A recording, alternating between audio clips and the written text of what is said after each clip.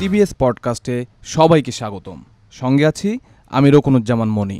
2022 ও 23 সালের তুলনায় 2024 সালে বাংলাদেশে বেড়েছে গবেষণা। সংখ্যা বিবেচনায় দক্ষিণ এশিয়ার দেশগুলোর মধ্যে তৃতীয় অবস্থানে রয়েছে বাংলাদেশ। তবে জনসংখ্যার বিপরীতে গবেষণা বিবেচনায় এ তালিকায় প্রায় শেষের দিকে বাংলাদেশের অবস্থান। এরপর আছে শুধুই আফগানিস্তান। গবেষণা খাতে বাংলাদেশের সম্ভাবনা ও সংকট নিয়ে আজ টিবিএস পডকাস্টে আমরা কথা বলবো। এ বিষয়ে কথা বলার জন্য আমাদের সঙ্গে যুক্ত হয়েছেন সায়েন্টিফিক বাংলাদেশের এডিটর এবং সৌদি আরবের কাশিম ইউনিভার্সিটির সহকারী অধ্যাপক ডক্টর মনির উদ্দিন আহমেদ। আপনাকে টিবিএস পডকাস্টে স্বাগতম। স্যার, আমরা একটি গবেষণার তালিকা হাতে পেয়েছি, যেখানে 2024 সালে দক্ষিণ এশিয়ার দেশগুলোতে কত পরিমাণ গবেষণা হয়েছে এরকম একটি তালিকা আমরা হাতে পেলাম। সেখানে আমরা দেখলাম যে আসলে দক্ষিণ এশিয়ার দেশগুলোতে জনসংখ্যার দিক বিবেচনায় ঠিক শেষের আগের অবস্থান বাংলাদেশের, এবং এটি যদি আমি গবেষণার কতগুলো হয়েছে সেই হিসাবে বিচার করলে এটার চলে যায় মানে তৃতীয় অবস্থানে বাংলাদেশ রয়েছে। স্যার, বাংলাদেশের এই পর্যায়ে এসে গবেষণায় এত পিছিয়ে থাকার কারণ কি হতে পারে বলে আপনি মনে করেন? ধন্যবাদ বিজনেস স্ট্যান্ডার্ড কে আমাকে এই আলোচনায় আমন্ত্রণ জানানোর জন্য। হ্যাঁ, আমরা গবেষণায় পিছিয়ে আমরা বাংলাদেশ হচ্ছে সায়েন্টিফিক্যালি ল্যাগিং কান্ট্রি। 66টা যে সায়েন্টিফিক্যালি ল্যাগিং কান্ট্রি আছে তার একটা বাংলাদেশ। তার আগে একটু বলতে হয় যে আর অন্য কান্ট্রিগুলি কি সায়েন্টিফিক্যালি অ্যাডভান্সড কান্ট্রি, মানে সায়েন্টিফিক ক্যাপাসিটি অনুযায়ী সবচেয়ে টপ যে 22টা কান্ট্রি তারা হচ্ছে সায়েন্টিফিক্যালি অ্যাডভান্সড কান্ট্রি। তারপরে হচ্ছে সায়েন্টিফিক্যালি প্রফিসিয়েন্ট কান্ট্রি, পরের লেভেলের 24টা কান্ট্রি, তারপরে হচ্ছে সায়েন্টিফিক্যালি ডেভেলপ কান্ট্রি। এর বাদে বাকি যে কান্ট্রিগুলি থাকে সেগুলি হচ্ছে সায়েন্টিফিক্যালি লেগিং কান্ট্রি। 4 ধরনের দেশের মধ্যে তার মানে বোঝা যাচ্ছে যে আমাদের সায়েন্টিফিক প্রোডাক্টিভিটি কম, আমরা ভালো অবস্থানে নেই। 4টা গ্রুপের মধ্যে 4th ক্যাটাগরিতে আমরা পড়ি। সাউথ এশিয়ার মধ্যে ইন্ডিয়া হচ্ছে scientifically proficient country, Pakistan scientifically developing country, বাকি কান্ট্রিগুলি সায়েন্টিফিক্যালি ল্যাগিং কান্ট্রি। এখন আপনি যে পরিসংখ্যানটা বললেন, এইখানে একটু পরিসংখ্যানটা অন্যভাবে মডিফিকেশন দরকার, যে টোটাল পপুলেশন থেকে আমরা শতকরা কতজন, প্রতি 100তে পাবলিকেশন কত, এই দিক থেকে বাংলাদেশের পাবলিকেশনের সংখ্যা খুব কম। আমরা হয়তো আফগানিস্তানের উপরে আছি। স্যার, আমি তাহলে স্যার আমাদের দর্শকদের জন্য একটু পরিসংখ্যানটা বলে দিচ্ছি। সেটা হচ্ছে যে ভারতের মোট জনসংখ্যা প্রায় 145 কোটি, এবং সেখানে গবেষণার সংখ্যা হয়েছে 2024 সালে 3,34,000, যেটা তাদের মোট জনসংখ্যার 0.023%। একই জায়গায় যদি পাকিস্তানের কথা আমরা দেখি, সেখানে পাকিস্তানের জনসংখ্যা 25 কোটির অধিক, এবং সেখানে 2024 সালে গবেষণা হয়েছে 42,353টি, যেটা তাদের জনসংখ্যার মোট জনসংখ্যার 0.017%। একই জায়গায় বাংলাদেশেরটা যদি আমরা দেখি, সেখানে দেখা যাচ্ছে বাংলাদেশের মোট জনসংখ্যা 17 কোটির অধিক, এবং এখানে 2024 সালে গবেষণা হয়েছে 15,413টি, যেটা বাংলাদেশের মোট জনসংখ্যার 0.009%।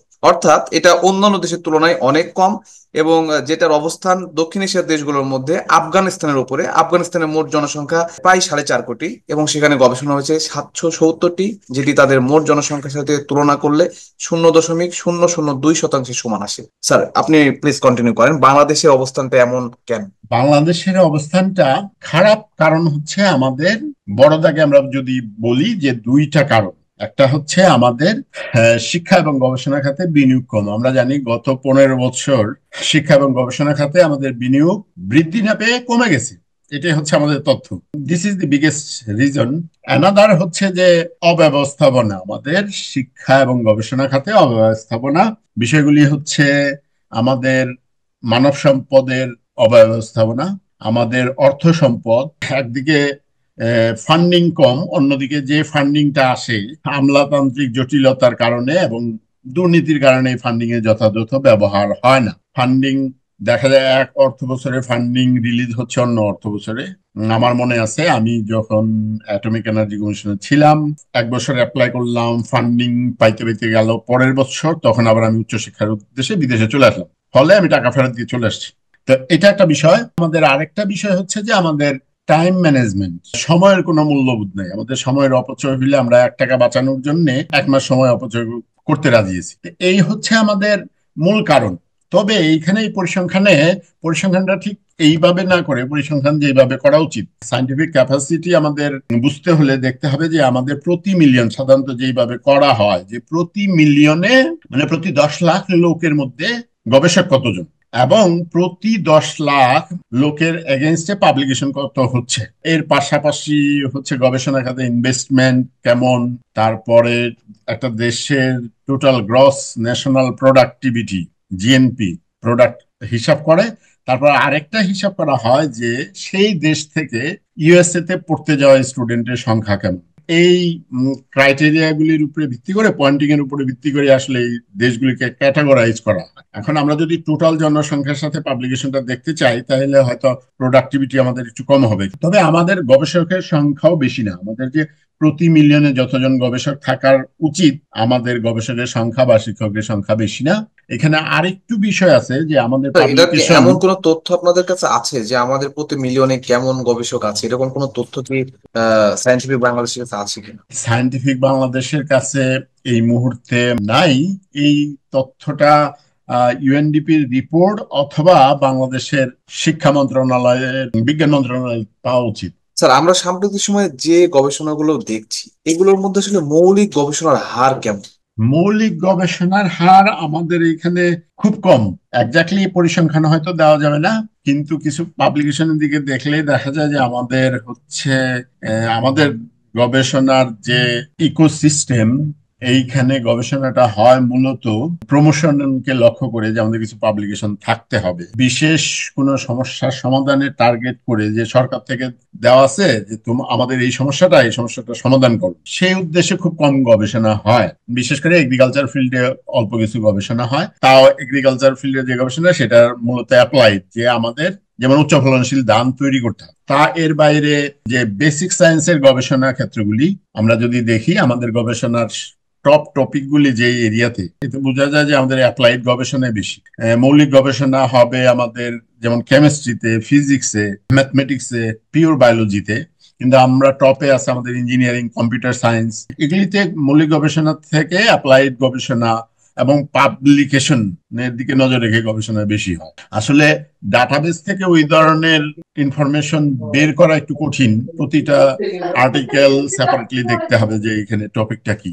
স্যার, এই যে আপনি একটা টেকনিক্যাল যে সমস্যাগুলোর কথা বলছিলেন যে একজন গবেষক কেন অনুৎসাহী হয়, আপনার কাছে কি মনে হয় যে আমাদের যারা গবেষক আছেন তাদের মধ্যে এই যে যে জটিলতাগুলো আছে এর বাইরে যেও তারা উৎসাহী হতে পারে না কেন? আসলে তাদের নিজেদের জায়গা থেকেই এই সমস্যাগুলো কি ধরনের সমস্যা হচ্ছে যে কারণে তারা নিজেরা উৎসাহ বোধ করছেন না গবেষক হতে? শুধুই কি এই যে মানে লম্বা একটা দৌরাত্ম্য বা আপনার হচ্ছে যে দীর্ঘ সময় লাগে একটা প্রজেক্ট করতে, এটাই কি একমাত্র কারণ, নাকি তাদেরও কিছু ত্রুটি আছে বা উৎসাহের জায়গা থেকে কোনো ঘাটতি আছে বলে আপনি মনে করেন? উৎসাহের জায়গা থেকে বিষয়টা হচ্ছে জটিল। বিষয়টা জটিল হচ্ছে যে আমরা আমাদের গবেষণা প্রতিষ্ঠানে গবেষকদের যখন রিক্রুট করা হচ্ছে, তখন কিন্তু এটা যাচাই করার হয় না যে কেন সে এই গবেষণা খাতে আসছে। আমাদের দেশে যেমন হচ্ছে অনেক সময় মা বাবার ইচ্ছা থাকে যে ডাক্তার অথবা ইঞ্জিনিয়ার হবে, ছেলে মেয়ে চাক বা না চাক। ডাক্তার ইঞ্জিনিয়ার অনেক হইতে পারতেছে না, মেডিকেল চান্স পাচ্ছে না, তারা বায়োলজিক্যাল সায়েন্স পড়তেছে। অনেকে হয়তো ইঞ্জিনিয়ার হচ্ছে না, অন্য সায়েন্স গুলি পড়তেছে। এখন প্রথম যে জিনিসটা হচ্ছে, রিক্রুটমেন্টের সময় আমাদের দেখা হচ্ছে না কেউ গবেষণার জন্য নিবেদিত প্রাণ কিনা, তার প্যাশন আছে কিনা ভিতর থেকে। এটা যদি না থাকে, আপনি আসলে বাইরে থেকে মোটিভেট করা অনেক কঠিন। বলা হয় যে আপনার মোটিভেটেড পিপল রিক্রুট করতে হবে। আপনি রিক্রুট করে তাকে মোটিভেটেড করা, এখানে আপনি সফল হইতে পারেন, নাও হইতে পারেন। তো এটা একটা বেসিক প্রবলেম। আর হচ্ছে তারপরেও যখন লোকজন গবেষণা প্রতিষ্ঠানে জয়েন করে, সবারই একটা আগ্রহ থাকে দেশের জন্য কিছু করা, নিজের জন্যও করা, কারণ গবেষণার মাধ্যমে যখন করবে। কিন্তু আলটিমেটলি দেখা যায় যে ফান্ডিং ঘাটতি, তারপরে হচ্ছে ম্যানেজমেন্টের যে ঘাটতি, তারপরে আমাদের যে পারচেজিং সিস্টেম, যে সিস্টেমটা আছে, যে জিনিসপত্র আপনি ক্রয় করবেন, এই সিস্টেমের ত্রুটির কারণে অনেক সময় দেখা যায় যে আপনি একটি যন্ত্র ক্রয় করলেন, কিন্তু এর কিছুদিন পরে এটা নষ্ট হইলো। এখন এইটা ঠিকঠাক চালু রাখা, অথবা যন্ত্র ঠিক আছে, এর যে রেগুলার কনজিউমেবলস লাগবে সেটা সাপ্লাইয়ের কোনো সিস্টেম ওইভাবে নাই। আপনার প্রজেক্ট শেষ, এখন এই যন্ত্রের কনজিউমেবলের জন্য আপনার আলাদা কোনো ফান্ডিং নাই। এই ধরনের প্রবলেমের জন্য আস্তে আস্তে লোকজনের আগ্রহটা দেখা যায় কমে যায়, একটা বড় অংশ আগ্রহ হারিয়ে ফেলে। এমন না যে সবাই আগ্রহ হারিয়ে ফেলে, কেননা বাংলাদেশের ভিতর থেকে অনেকেই গবেষণা করে, পাবলিকেশন করে। গড়ে দেখা যায় কেউ কেউ 100 বেশি পাবলিকেশন ছিল, 50-এর বেশি পাবলিকেশন এক বছরে ছোটখাটো কথা না। তাদের যদি মোটিভেশন না থাকে তা এই সংখ্যাটা হওয়া সম্ভব না। এটা হচ্ছে একটা জটিল সমস্যা। আবার উপর দিক থেকে হচ্ছে যে আমাদের সায়েন্স এন্ড টেকনোলজি নিয়ে ন্যাশনাল কোনো ভিশন নাই যে আমরা এই জায়গায় যাইতে চাই। র্যান্ডমলি আমাদের যারা সায়েন্স মিনিস্টার হিসেবে আসেন, অনেকের ক্ষেত্রেই দেখা যায় যে আমাদের যেমন বিগত 3 টার্মে যিনি ছিলেন, গবেষণার সাথে তার দীর্ঘদিনের কোনো সংযোগ ছিল না। এখন যদি আমরা দেখি এই অন্তর্বর্তীকালীন সরকার সায়েন্স মিনিস্ট্রির দায়িত্ব দিয়ে রাখছেন, এখানে ফুল টাইম কোনো অ্যাডভাইজার নাই, সায়েন্স মিনিস্ট্রির দায়িত্ব দেওয়া আছে অর্থমন্ত্রীর অতিরিক্ত দায়িত্ব হিসেবে। দেশের এই অর্থনীতির যে অবস্থা, এই অবস্থায় অর্থমন্ত্রীর পক্ষে আর একটা মিনিস্ট্রিতে বেশি নজর দেওয়া একদিকে অসম্ভব, কঠিন, অন্যদিকে হচ্ছে এই ফিল্ডে তার ব্যাকগ্রাউন্ড তেমন জানাশোনা নেই। সুতরাং প্রবলেম একদিকে হচ্ছে আমাদের বেসিক প্রবলেম রিক্রুটমেন্টে, আমরা যে প্যাশনেট রিসার্চারদের রিক্রুট করতেছি কিনা সেটা দেখা হয় না। লোকজন আসে চাকরি করতে। আমাদের ডেজিগনেশনের দিকে যদি আপনি নজর রাখেন, ডেজিগনেশন হচ্ছে scientific officer, senior scientific officer, chief scientific officer, scientist না। আমরা অফিসার হইতে চাই। একটা ডেজিগনেশনে একটা প্রভাব অবশ্যই আছে। অন্যদিকে হচ্ছে আমাদের ভিশনের অভাব, লিডারশিপের ঘাটতি, ফলে একটা বড় অংশ দেখা যায় যে মোটিভেটেড সায়েন্টিস্ট না। স্যার, এইখানে আমরা দেখছি যে আমাদের দেশে সরকারি এবং বেসরকারি বিশ্ববিদ্যালয়ের সংখ্যাও বেশ বৃদ্ধি পেয়েছে, উচ্চশিক্ষার সুযোগও অনেকটাই তৈরি হয়েছে। তো এমন পরিস্থিতিতেও বিশ্ববিদ্যালয় শিক্ষক শিক্ষার্থীরা কেন গবেষণায়, ঠিক যেভাবে আমরা বলছি যে যেভাবে একটা পরিস্থিতির মধ্যে দিয়ে আসলে, একটা সিস্টেমের মধ্যে দিয়ে আসলে আমাদের গবেষণার সংখ্যা অনেক বাড়তে পারে, সেখানে কেন তারা আসতে পারছে না, বা যে যতটুকু আসতে পারছে এইটুকু কি আপনি যথার্থ মনে করেন কিনা বা যথেষ্ট মনে করেন কিনা? না, আমাদের দেশে যেভাবে বিশ্ববিদ্যালয়ের সংখ্যা বৃদ্ধি পেয়েছে, সরকারি এবং বেসরকারি, এখন এগুলি তো কমপ্লিট বিশ্ববিদ্যালয় হিসেবে দাঁড়ায় নাই। বিশ্ববিদ্যালয়গুলিতে যখন একটা নতুন ডিপার্টমেন্ট শুরু করে, তখন তো এইখানে দেখা যায় গবেষণা করার অবকাঠামো তেমন একটা থাকে না। আমরা যেমন ঢাকা বিশ্ববিদ্যালয় মাইক্রোবায়োলজি ডিপার্টমেন্টে 6th ব্যাচের স্টুডেন্ট ছিলাম। তো আমরা তখন দেখেছি যে এখনকার স্টুডেন্টরা যে যন্ত্রপাতিগুলি খুব সহজে ইউজ করে, তখন এই যন্ত্রপাতি আমাদের ক্যাম্পাসে ছিল না। এটার জন্য কেউ যদি আইসিটি এর ভিতরে কাজ করার সুযোগ পাইতো, তারা নিজেদের ভাগ্যবান মনে করত। ঢাকা বিশ্ববিদ্যালয় মাইক্রোবায়োলজি ডিপার্টমেন্ট এখন পুরাতন ডিপার্টমেন্ট, দেশের মধ্যে সবচেয়ে পুরাতন মাইক্রোবায়োলজি ডিপার্টমেন্ট। সুতরাং এটা এখন রিচ। কিন্তু নতুন যে বিশ্ববিদ্যালয়গুলিতে হচ্ছে, সেইখানে কিন্তু সেই আগের মতো অবস্থা। এবং আমাদের মফস্বলের যে বিশ্ববিদ্যালয়গুলি আছে, এগুলিতে একদিকে ল্যাব ফ্যাসিলিটিস নাই, পর্যাপ্ত সংখ্যক শিক্ষক নাই। সুতরাং এইখানে মোস্টলি থিওরিটিক্যাল পড়াশোনা হচ্ছে সায়েন্সের, কিছু কিছু ব্যতিক্রম বাদে। আমাদের এই স্যার, আপনি কি ক্ষেত্রে তাহলে মনে করেন যে এখানে ইন্ডাস্ট্রি বেসড যে এডুকেশন, সেটা যদি থাকতো তাহলে কি আমাদের গবেষণার সংখ্যাটা বাড়তো? হ্যাঁ, ইন্ডাস্ট্রির সাথে একটা লিয়াজোগ থাকলে আমাদের তো অবশ্যই বাড়তো। কারণ হচ্ছে সেই ক্ষেত্রে আমরা যখন একটা ফান্ডিং আসতো একদিকে, অন্যদিকে যখন ইন্ডাস্ট্রির সাথে লিঙ্কড গবেষণা মানে হচ্ছে কোনো একটা সমস্যার আপনি সমাধান উপস্থাপন করছেন। আমরা যখন আমাদের কাজের ফলাফল দেখি, তখন তো কাজের প্রতি আগ্রহ বাড়ে। যখন আমাদের কাজের একটা প্রভাব থাকে যে আমরা মানুষের জীবনে বা দেশের একটা সমস্যা সমাধান করলাম, তখন আমাদের একদিকে ফিনান্সিয়াল কিছু বেনিফিট আসে, অন্যদিকে মানসিক একটা তৃপ্তি আসে, এবং নতুন নতুন সমস্যার সমাধান করার আগ্রহ তৈরি হয়। তো আমাদের এই ক্ষেত্রটা এখনো অনেক পিছিয়ে, এবং কি আমাদের পুরাতন বিশ্ববিদ্যালয়গুলির সাথে ইন্ডাস্ট্রি লিঙ্ক নাই। নতুন বিশ্ববিদ্যালয়, মফস্বলের বিশ্ববিদ্যালয়গুলি তো দূরের কথা। অন্যদিকে আপনি যদি প্রাইভেট ইউনিভার্সিটি দেখেন, প্রাইভেট ইউনিভার্সিটি প্রথমত হচ্ছে এগুলি হচ্ছে ইঞ্জিনিয়ারিং এবং বিজনেস সাবজেক্ট রিলেটেড। সুতরাং এইখানে গবেষণার দিকে বিবিএ গ্রাজুয়েশন তৈরি করা এবং কম্পিউটার সায়েন্স গ্রাজুয়েট তৈরি করার মূল ফোকাস, এবং খুব হাতে গোনা 4-5টা বিশ্ববিদ্যালয় বাদে অন্য কোথাও খুব একটা ফ্যাসিলিটিস নাই। যার কারণে আপনি হয়তো দেখবেন একটা সমালোচনা আছে যে প্রাইভেট বিশ্ববিদ্যালয়গুলিতে পিএইচডি করার সুযোগ দেওয়া হচ্ছে না। আমি মনে করি এটা ওপেন করা উচিত। প্রাইভেট ইউনিভার্সিটি ছাত্ররা পাবলিক ইউনিভার্সিটিতে যদি দেখা হবে যে তাদের যোগ্যতা আছে কিনা, তারা প্রাইভেট ইউনিভার্সিটি স্টুডেন্ট না পাবলিক ইউনিভার্সিটি স্টুডেন্ট, সেটা দেখার বিষয় না।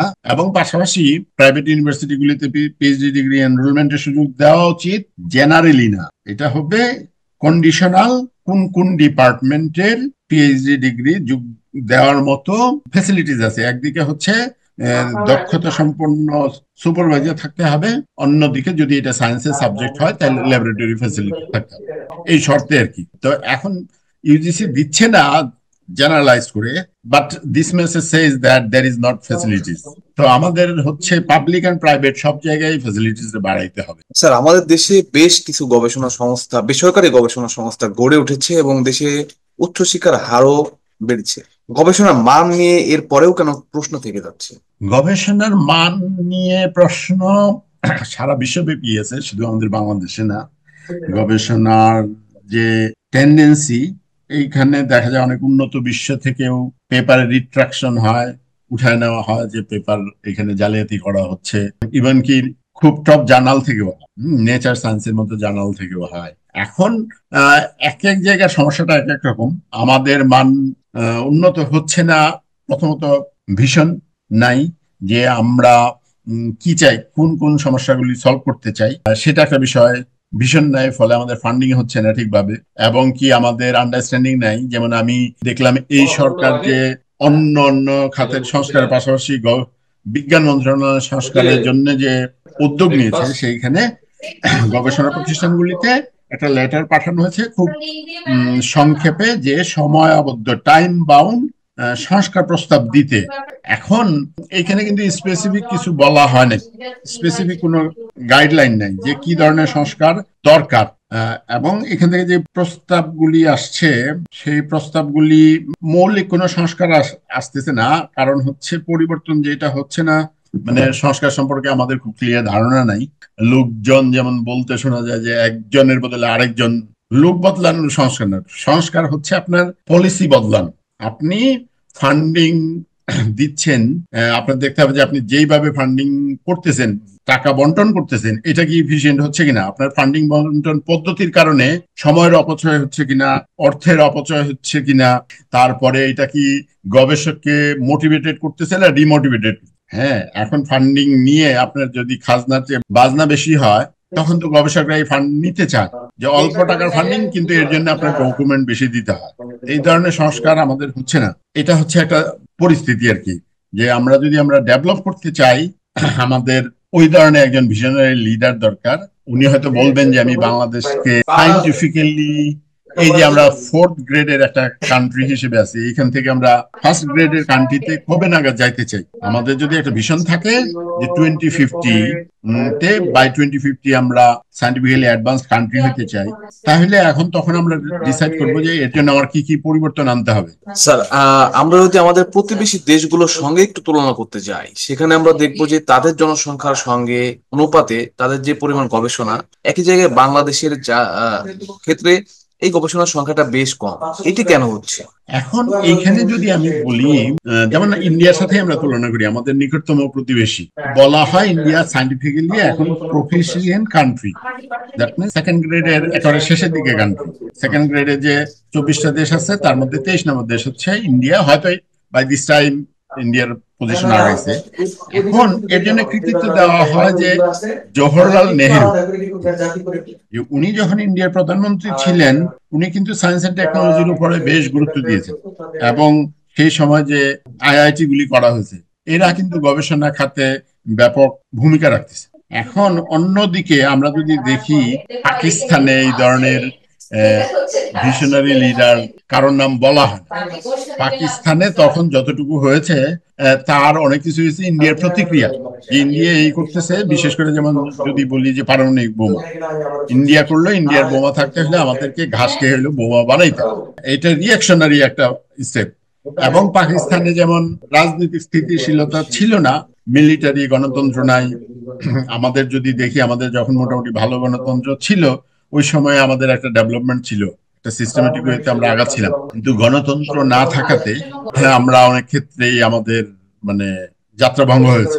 প্রথম মেইন কথা হচ্ছে you need a visionary leader, everything falls and rises on leadership. আমাদের যদি লিডারশিপ না থাকে ঠিক, আমরা কোনো জায়গায় আগাইতে পারতেছি না। গবেষণা কার্যক্রমকে উৎসাহিত করতে এবং গবেষণার মান উন্নয়নে বিজ্ঞান মন্ত্রণালয় কি ধরনের ভূমিকা রাখতে পারে বলে আপনি মনে করেন? আমার পরামর্শ হচ্ছে যে বর্তমানে এই সরকারের কাছে একজন দেশের অথবা বিদেশি একজন বিজ্ঞানীকে বিজ্ঞান মন্ত্রণালয়ের ফুল টাইম অ্যাডভাইজার হিসেবে তার একটা ভিশনারি একজন সায়েন্স উপদেষ্টা নিয়োগ দিতে হবে, প্রথম কন্ডিশন। এরপরে যদি গণতান্ত্রিক সরকারগুলি আসে তাদের ওই ধরনের একজন ভিশনারি সায়েন্স মিনিস্টার খুঁজে বের করতে হবে। যেমন বর্তমানে দেশের সবচেয়ে বড় দল বিএনপি বলতেছে আগামী নির্বাচনে ক্ষমতায় আসলে তারা জিডিপির 5% শিক্ষা ও গবেষণা খাতের জন্য বিনিয়োগ করবে। এখন টাকা যদি ম্যানেজ করার রাইট পার্সন না থাকে, এই ধরনের ভিশনারি লিডার না থাকে, সেটার বিনিয়োগ কাজে লাগবে না, অপচয় হবে। আমরা দেখেছি মেগা প্রজেক্টে অনেক টাকার অপচয়। আমাদের কিছু কিছু খাতে সংস্কার আনতে হবে। প্রথম হচ্ছে ফান্ডিং। ফান্ডিং আমরা কিভাবে বন্টন করতেছি, যেন এইটা সময়ের অপচয়ের কারণ না হয়, এটা মোটিভেশন নষ্ট করার কারণ না, এবং ফান্ডিংটা যাতে একটা কার্যকর গবেষণা করার জন্য পর্যাপ্ত হয়। কেননা অনেক সময় এমন ভাবে ফান্ডিং দেওয়া হয় যে এই ফান্ডিং দিয়ে কিছু করা যায় না। অনেক সময় দরিদ্র মানুষ আছে যে তারা না খেয়ে মারা যাচ্ছে না, আবার স্বাস্থ্যকর ভাবে জীবনযাপন করতে পারতেছে না, মাঝে মাঝে কোনো রকম বেঁচে থাকে। ফান্ডিং গুলি এমন ভাবে এত অল্প পরিমাণে বেশি লোককে দেওয়া হচ্ছে যে আসলে কেউ কেমন খুব ভালো কিছু করতে পারতেছে না। তো সুতরাং আমাদের ফান্ডিং সিস্টেমে একটা চেঞ্জ আনতে হবে, ইফিসিয়েন্ট করতে হবে। তারপরে হচ্ছে আমরা কিভাবে we have to focus every individual scientist যে how can we optimize their performance or productivity. Performance depends on skill and motivation. তাদের টেকনিক্যাল স্কিল বাড়াইতে হবে, ক্রিয়েটিভিটি বাড়ানোর জন্য ট্রেনিং করতে হবে। অন্যদিকে তারা যাতে মোটিভেটেড থাকে, কারণ হচ্ছে আমাদের যদি ক্ষুধা না থাকে খাবার সামনে যতই থাকুক আমরা খাই না। তো সুতরাং মোটিভেটেড বৃদ্ধি করার জন্য ফোকাস করতে হবে। আরেকটা জিনিস, যে জিনিসটা হয় আমাদের সংস্কারের ক্ষেত্রে কোথাও আলোচনায় আসছে না, সেটা হচ্ছে যে সময়ের মূল্য দেওয়া। আমরা সময়কে মূল্য দিচ্ছি না, যার কারণে দেখা যায় যে আলটিমেটলি তখন আমাদের human resource and financial resource এগুলির অপচয় হয়ে যাচ্ছে। এই বিষয়গুলি মাথায় রেখে যদি আমরা পরিবর্তন আনতে পারি, তাহলে আমাদের ভবিষ্যতে আমরা হয়তো যদি এরকম একটা ভিশন তৈরি করি যে আমরা সায়েন্টিফিক্যালি অ্যাডভান্স কান্ট্রি হইতে চাই 2050 সালের মধ্যে, তাহলে আমরা পরিবর্তন আনতে পারবো। Otherwise we can not achieve the SDGs, we can not achieve any zeros. Our chief adviser 3-0 প্রবক্তা, এর কোনটাই আমরা করতে পারবো না। আমরা যদি সায়েন্টিফিক্যালি অ্যাডভান্স না হই, জিরো ইমিশন অ্যাচিভমেন্ট হবে না, জিরো পোভার্টি হবে না, জিরো আনএমপ্লয়মেন্ট হবে। স্যার, আমরা একেবারে শেষের দিকে, আসলে আমি শেষ প্রশ্ন রাখছি, সেটা আপনি একটু সংক্ষেপে আমাদের বলবেন যে দেশে গুণগত মানসম্পন্ন গবেষণা বাড়াতে সায়েন্টিফিক বাংলাদেশ কি ধরনের ভূমিকা রাখছে? সায়েন্টিফিক বাংলাদেশ একটা কথা আছে যে খুব বেশি ভূমিকা রাখতে পারতেছে না। সায়েন্টিফিক বাংলাদেশ ভলেন্টারিলি চলে। Information is power, connectivity is productivity. তো সায়েন্টিফিক বাংলাদেশ ইনফরমেশন প্রোভাইড করতেছে যে অবস্থাটা কোথায়, আমাদের দেশের অবস্থাটা কোথায় আমাদের প্রতিবেশী দেশের তুলনায়, অথবা দেশের মধ্যে এক ইনস্টিটিউটের সাথে আরেক ইনস্টিটিউটের আপেক্ষিক অবস্থানটা কেমন, বা যারা ভালো গবেষণা করতেছে এর মধ্যে, এদেরকে হয়তো আগে কেউ চিনতো না, এখন যখন পরিচিতি পাচ্ছেন তখন উনি উনার সার্কেলে একটা মূল্যায়ন পাচ্ছেন। তো সায়েন্টিফিক বাংলাদেশ মূলত এই ইনফরমেশনটাই, এই যে ডাটাবেস থেকে যে ডাটাবেস আমাদের লোকচক্ষুর অন্তরালে থাকে, সেইটা লোকচক্ষুর সামনে এনে যতটুকু করা যায় ইনফরমেশন দেওয়ার মাধ্যমে। এখন আমরা যদি এটা রেগুলার করতে পারতাম, একটা মেইন রিপোর্ট, কেন প্রত্যেকটা প্রতিষ্ঠানের এগেন্সে একটা রিপোর্ট করা যায় যে প্রতিষ্ঠানের কে কেমন পারফরমেন্স করছে, আমরা চিন্তা করতেছি ভবিষ্যতে সেটা করতে পারি কিনা। এই দুইটা মূলনীতির উপরে, information is power, connectivity is productivity. আমরা ইনফরমেশন প্রোভাইড করে লোকজনকে পাওয়ারফুল করতে চাচ্ছি, অন্যদিকে কানেক্টিভিটি বৃদ্ধি করে প্রোডাক্টিভিটি বৃদ্ধি করতে চাচ্ছি দেশের সায়েন্টিফিক কমিউনিটি। স্যার, আমাদেরকে সময় দেওয়ার জন্য আপনাকে অসংখ্য ধন্যবাদ।